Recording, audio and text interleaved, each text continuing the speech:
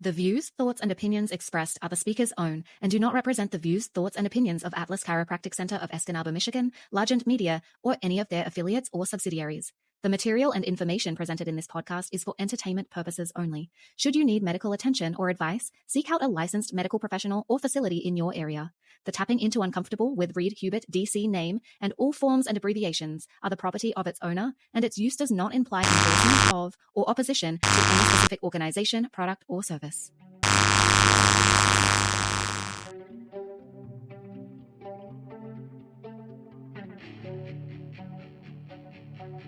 Welcome to Tapping Into Uncomfortable, the home of the original heat dome. That's right. If you listen, your brain may overheat, so you got to be careful. I only know of one remedy, is applying a thick, creamy layer of salve that comes in the form of the Riff.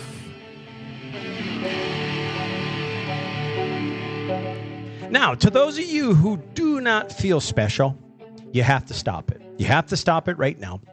And what I'm going to recommend, after I tell you this statistic on the human body, you can go back and replay it as much as you can so that you can get it through your quarter-inch skull plate, how amazing you actually are. Check this out. This is a rough estimate, by the way. At any given time in an adult, you have 35 trillion red blood cells. You think that's really cool? Check this out. Every 120 days, your body goes through those, gets rid of them, and starts producing, as we're sitting here talking, 2.4 million new red blood cells a second. So you don't think you're special? Rewind that a little bit and look at how amazing you actually are. You never even had to think about that.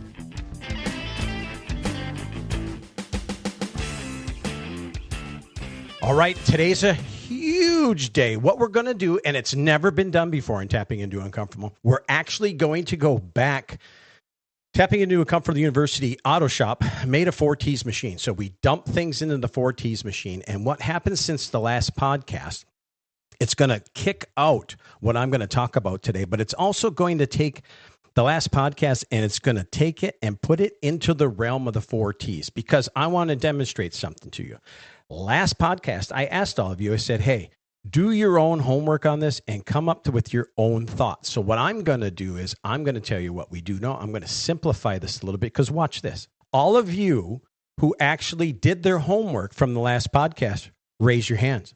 Yeah, that's exactly what I thought. That's why I have to do this. We went back into the archives of Tapping Into Uncomfortable from my presidential days when I actually had to do my hypocritical oath, which I had to do my presidential swear-in.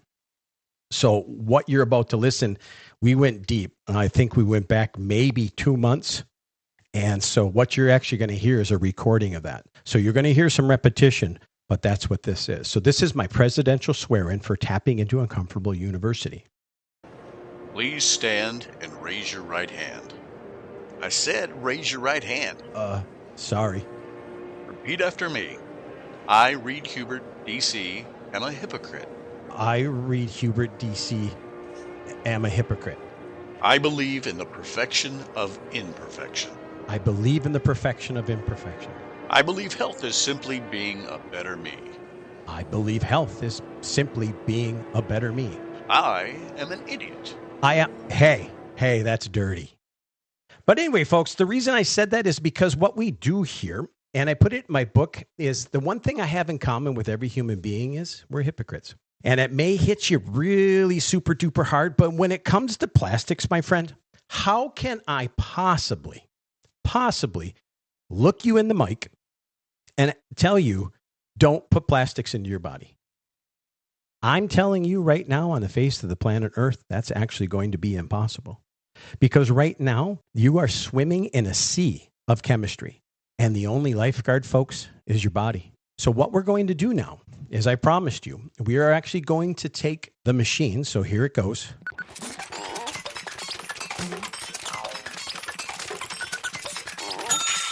Oh, folks, I first time in the show, I'm not prepared, but it's called Get in the DeLorean. So what we're going to do, we're going to go back in time, and the machine kicked out what we need to discuss about plastics, because I kind of left y'all hanging and but nobody raised their hands. What that means is y'all didn't do your homework. So let's break down what's actually going on out there. First of all, plastics, you can't get away from it. The latest statistics on plastics is showing that each year, especially this year alone, we're producing for the world 400 billion kilograms. Great score! Now that's cool for you people that are listening to this or on the metric system, but let me put this into the American standard. Take that 400 billion kilograms, multiply that by 2.2 pounds. That's how many plastics are going to be produced this year. And get this.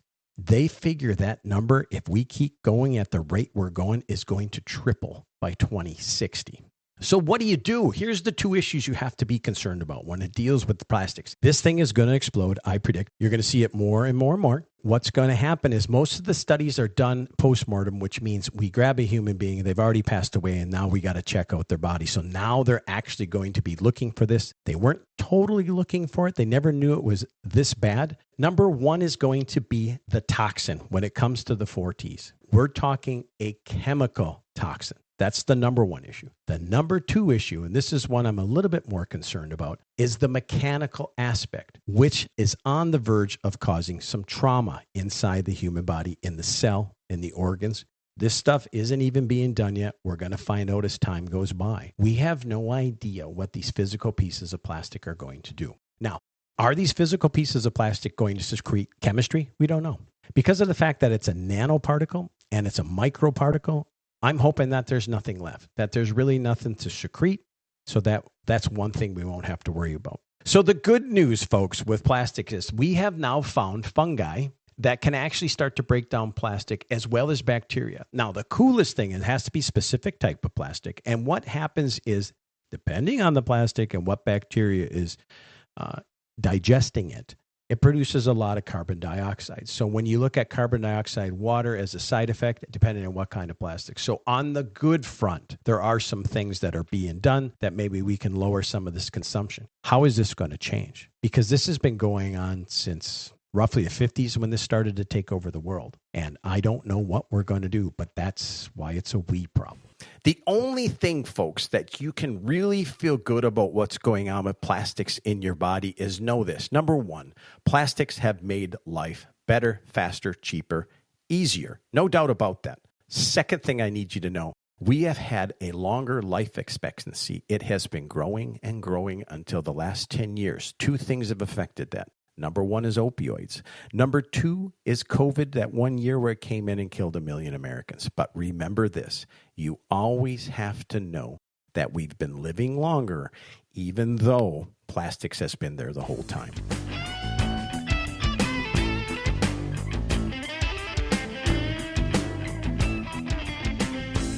Last week, we asked you, what motivates you besides bad stuff? That's a huge question. If you can answer that for yourself, now you got it, because that's what it's about. I like to be motivated by motivation. Someday, if you ever come to a place I'm speaking at, you pull me aside and I will tell you the story of how I actually got motivated. I want you to go back to tappingintoUncomfortable.com and I want you to look at my interview. Now, purposely, that is the sickest I've ever been in my life consistently. And it was after that all these changes started to take place. And that maybe someday I'll tell you the motivation to finally what stuck, because I literally lived the second quarter of my life not well with thoughts, toxins, trauma, and traits. What motivates you? Figure it out. It'll change your life. All right. Now the new question.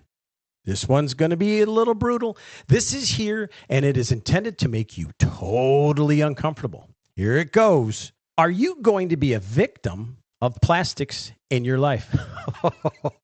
There's going to be a lot of stuff out there. Are you going to be a victim because of what's going on with plastics? Oh.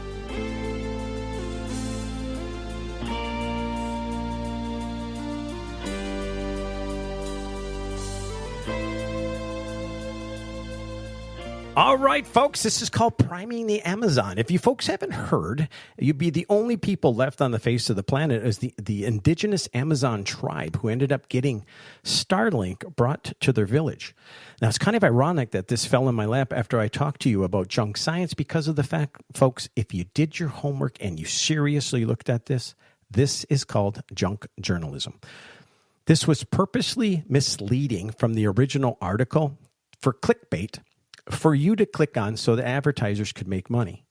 And it was really quite sad when I started reading the headlines and I said, there's something more to this. And I started to dig and finally the truth came out. This Amazon tribe, first of all, is not completely isolated from the country that they live in. They have some amenities, but there's still a 50-mile hike in to get to them. One of the elders, when he was younger, was responsible for bringing some technology, a boat motor, decades ago into this tribe to show them the benefit of what technology can do and how it benefits a fishing tribe. Now, this story is so ironic because in my book, I have a section in there that says it takes a village.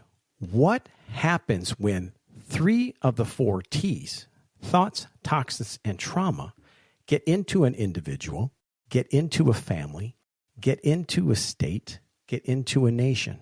This is going to be one of the greatest things, I think, and I'm hoping that sociologists will actually study the effects of the internet on this Amazon tribe. But first, I'm here to defend them. First of all, their activists said that they wanted it and they deserved it. Now, what these people wanted was they wanted to be connected to the rest of their tribe, other people close to them, whatever they wanted to do. They want to stay connected to their people. That is pretty cool.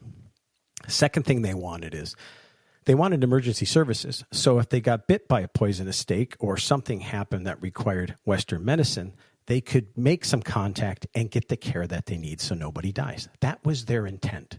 So what happened is when they brought this Starlink in, which actually was donated by an American woman, and I want to thank her for that.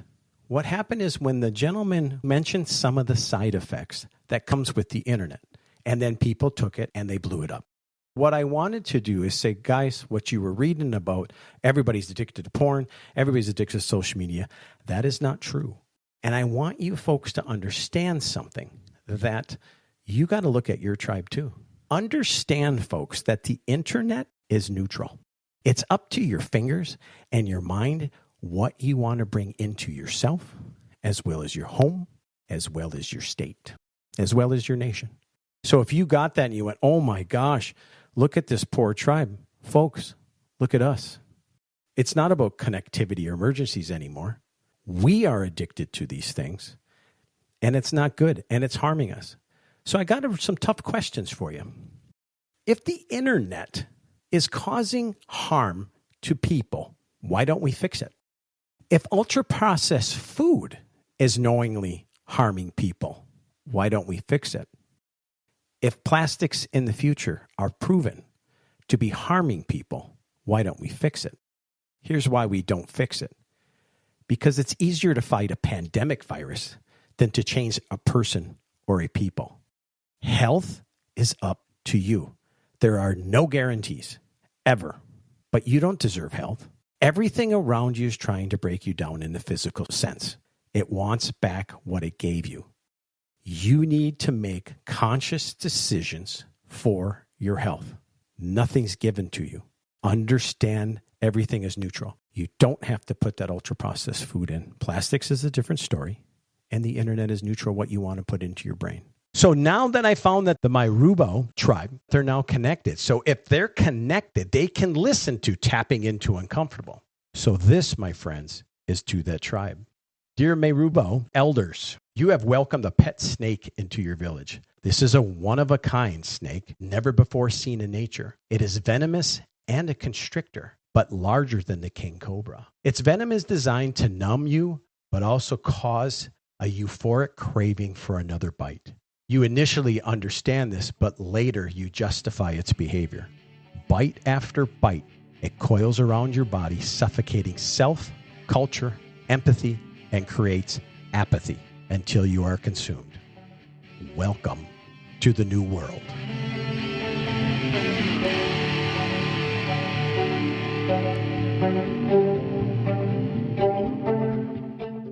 So as always, I want you to be happy, I want you to be healthy, and I want you to just be.